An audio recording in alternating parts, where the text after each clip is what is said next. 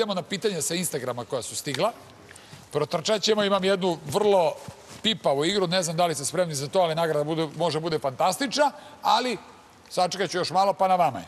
Uglavnom, protrčat ćemo kroz pitanja sa Instagrama kojih je stiglo zilion, a ovo su samo neka. Dalila, znači, pitanje ljudi. Da li bi se pomirila s Filipom? Ne.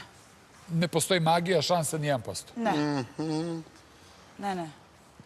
Šta? Ti misliš da bi... Ma ne, nisam. Dobro, čuo sam nešto. Ne bi se pomirila. Šta ti je falilo s Dejanom pa si izabrala Filipa? Eto, i dan danas ne znam taj odgovor. Ne znam stvarno da dam odgovor na to. Uglavnom nešto me privuklo što, eto, nije moglo da me zadrži kod Dejana. Ne znam šta je to. Uglavnom, kažem ti, stvarno mi se nikad nije desilo da sam se na takav način zaljubila i da je to toliko trajalo i to flertovanje i to sve mi je nekako bilo, znaš, ono, zaljubiš se, poljubci, ovo, ono, pređeš i uđeš u vezu. Ali ovo je baš trajalo dugo i onda sam taj odnos iza mene, što je, nikad mi se ovako nešto nije izdešavalo. Da li si svesna da si zbog kukavice rasturila brak? Da.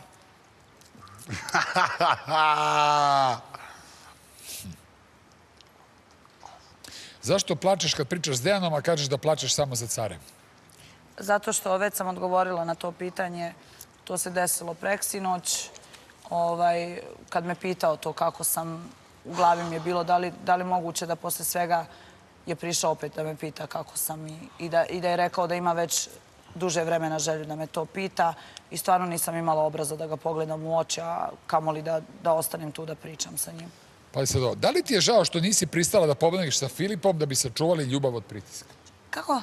Da li ti je žao što nisi pristala da pobegneš sa Filipom da bi sačuvali ljubav od pritiska? Ne, nije mi žao i hvala Bogu što nisam otišla, jer napolju bi mi se vjerovatno dešavale mnogo gore stvari koje ne bih mogla da upratim, gdje bi vjerovatno duže i manipulisao i lagao, ja bi samo gubila živce, tako da na vrijeme se sve desilo, ali eto, kažem, uvijek ostanu te uspomene koje si puštao ovdje večeras da te sjećaju na te lijepe trenutke gdje se i zaplače, ali stvarno, hvala Bogu pa nisam otišla.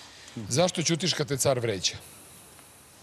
Zato što je to on me naučio. To je trebalo biti obrnuto pitanje. On me naučio da ne trebam da vrijeđam stranu koju sam ja povrijedila, a onda se desilo da sam ja ta strana koja je povrijeđena, koju on vrijeđa i svoje lične frustracije i nezadovoljstvo liječi na meni. Tako da zbog toga ćutim, on pokazuje sebe. Nema potrebe. Ja sam njega izvrijeđala ono jutro kad sam se vratila posle nervnog rastrojstva i psovala i ja njemu, ali posle toga sam shvatila da zaista nema potrebe, osim ono minimalno što mu kažem da je seljačina i tako te neke epitete. Pre nego što krenemo na pitanja za cara, idemo na EPP. Ostanite uz nas, jer bit će još vrlo zanimljivih stvari. Idemo dalje u noć. Evo, prošla je već ponoć. Stao sam kod pitanja sa Instagrama za Filipa. Care, zašto si ušao u vezu s Dalilom? Pa ušao sam u vezu iz, iskreno ću ti reći, zaljubljenosti. Eto, nekako me ponelo to sve i taj osjećaj sam i tog zatvorenog prostora. Neki kažu da je to i naš ono bila, kako si i ti rekao malo prije, ono kad si me pitao. Kosmička. Ma ne kosmička ljubav, nego izazov i to. Nije toliko izazov, sam izazov ti čini nešto zanimljivim. Ali stvarno sam se zaljubio. Stvarno sam se zaljubio. Da li te Maja nečim ucenjuje? Ne. Da li se stidiš svojih postupaka? Vezano za Dalilu ili ovako općeno? Da. I u prošloj sezoni i u ovoj puno svojih postupaka se stidim. Čak i u momentu dok ih radim, ja ih se stidim. Care, da li misliš da si car? Ovisi kako kad. Da li ti nedostaje druženje s Dalilom, makar prijateljski? Ne. Tražio si dan pre raskida da te drvo pozove kako bi iznenadio Dalilu. Koje bi to iznenađenje bilo? Pa znaš kako, kad sam išao... Divno mi je priredio iznenađenje. Da. Nije valjda bilo iznenađenje raskid. Iznenađenje da ne pusti klipove s Majom. Šalim se. Znaš kako, uvijek sam nekako s njom kad smo bili u tom odnosu i u toj fazi imuvanja i u vezi, uvijek smo nekako zamišljali da gledamo neki film, da nešto. I to mi je želja bila i onda kad je bio neki zadatak velikog šefa sa lisicama, tako da htio sam da gledamo neki film, da imamo večeru na Rajskom ostrvu uz film i tako. Možeš li da priznaš da si Dalila hteo samo seks? Ne. Tvrdiš da je tvoj odnos sa Dalilom bio loš, a kako bi je pisao odnos sa Majom? Ja sam rekao i Maji i rekao sam na intervju da je u nekim stvarima odnos sa Dalilom bio 100 puta bolji nego odnos sa Majom. Ali u nekim stvarima koji su od krucijalne važnosti je 100 puta bolji odnos sa Majom nego s Dalilom. Da li je Maja tvoja karma za sve žene koje si vređao?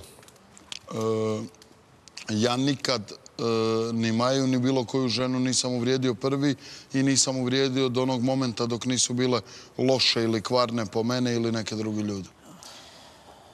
Kako ti nije glupo da imaš odnose s Majama, da su tu i Dalila i Janjuš? Pa Dalila i Janjuš su dio moje i Majine prošlosti, tako da u nekim situacijama, u nekim momentima mi je neugodno, ali jednostavno, eto, to je ono što ja radim i moj odabir i ja se ne foliram, ja sam ono što jesam i u momentu radim ono što želim. Pitanje za oboje. Šta mislite kako vas ljudi napolju doživljavaju? Katastrofa, sigurno. Mislim, mene zbog ovog odnosa sa Dejanom, a njega vjerovatno zbog odnosa sa mnom. Šta ti misliš, Filip? Pa ja mislim da je to kod mene ovisi od mog ponašanja i od trenutka. Mene i prošle godine su bile oscilacije kako u samom mom učešću, tako i ljudi su na mene gledali dan za danom. Gotive me, pa me mrze, pa me pljuju, pa me hvale, pa me vole, pa me ne vole. Ove godine mislim da je to jedna linija, jedna ravan, a to je da me ne vole, da me mrze. Da me onako kude u svemu i u odnosu s Dalilom i u odnosu sa Majom i čak i kad sam sam bio po svemu da je jedna ravna linija, a to je loše. Tu su bila pitanja sa Instagrama, imam još par mojih pitanja, ali pre toga vreme je da najavim jedan deo onoga što spremam već duže vreme. Gangster iz Starleta. Nije klasična gradska priča, nije ni fraza, nije ni svakodnevna pojava. Menjamo realnost, misija je da ostavimo trag. Prvi korak ka tom tragu je upravo na Instagram profilu amidžishop.rs. Svi pohitajte i vidite o čemu se radi. Šta mislite? Dobro, hvala publiko draga. Kako ćete izdržati preostalih 7 meseci? Šta nas čeka u narednih 7 meseci? Šta mislite? Znaš da sam ja tebi rekla i prošlu emisiju kad sam bila kod tebe ovdje gost, niko ne zna večeras šta se može izdešavati, a pogotovo za 7 meseci, stvarno dug period, nek nam je Bog na pomoći, jer ovo što se do sada izdešavalo, ja mislim da se nekom ne bi desilo ni za 10 godina. A gde vidiš sebe posle zadruge? Gdje se vidim? Nigdje, ovdje u zadruzi. Da ostaješ? Ostajem ovdje, neću smjeti da izađem, iskreno. Mene je generalno sad najviše strah izlaska napolje. Tako da zamolit ću velikog šefa da me ostavi ovdje negdje u bunkeru da živim. Nek postane reporterka. Da. Filipe, pa dobro, to može da... Šta ti vidiš da se može desiti u narednih 7 meseci? Haos. Haos je uvijek, pogotovo kod mene je ludnica.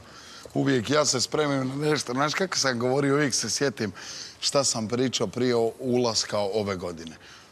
Ja kažem, moja majka plače, ja ju zove na telefon, ona suza suzu stiže. Kaže, sine, molim te, ni pod razno. Ja kažem, mama, ne brini se. Pa znam sve. Pa ja sam sve prošao i ovo i ono, ja sam lagan ove godine. Znaš, ono, sve lagano, ušao sam unutra. 100 puta sam gori nego lani. Ali, biće teško, biće zajebano. Zajebano ova 3 mjeseca, biće teško 7 mjeseci još. Pa kao maraton je to, Ognjen.